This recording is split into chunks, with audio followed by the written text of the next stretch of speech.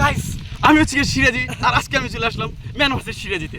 Guys আজকে আমাদের প্লেনটা আমাদেরকে নিয়ে আসেনি, আজকে আমরা চলে এসেছি একটি দুর্গম গাইস।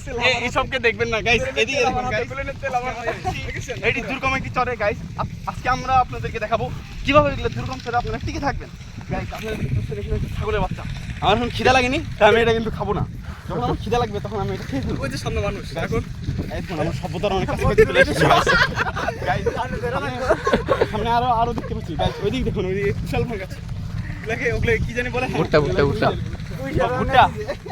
যাই হোক গাইস, ওগুলো হলো ভুট্টা। আপনারা বাসায় অনেকে পপকর্ন খেয়েছেন না, ওটা হলো পপকর্নের বীজ, আপনারা ওগুলো খাবেন, ঠিক আছে গাইস। আমরা সভ্যতার অনেক কাছাকাছি গাইস। এই দেখুন একটি মানুষ গাইস, এই দেখুন ওই পাশে রে এটা সার দিচ্ছে গাইস, হ্যালো ছিয়া গাইস। ইনসেক্টিসাইড দিচ্ছে, ইনসেক্টিসাইড জমিতে তারা বীজ দিচ্ছে, জমিতে যাতে ফসল আরো ভালোভাবে হয় গাইস। গাইস আজকে আমরা এখানে নেমেছি গাইস। গাইস এগুলো জায়গাতে অনেক সাবধানে চলবেন গাইস, দেখতে পারবেন না অনেক জায়গায় অনেক মানে গর্ত থাকে, গর্ত।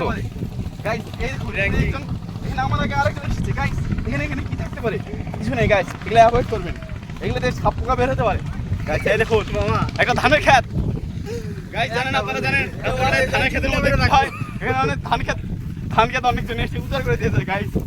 গাইস ওই যে ওই পাশে দেখতে পাচ্ছেন আরো সবুজ সবুজ আরো ধানের ক্ষেত, ওই দেখুন গাইস ওখানে একটি বাড়ি, তার মানে আমরা সভ্যতার অনেক কাছাকাছি চলে এসেছি গাইস।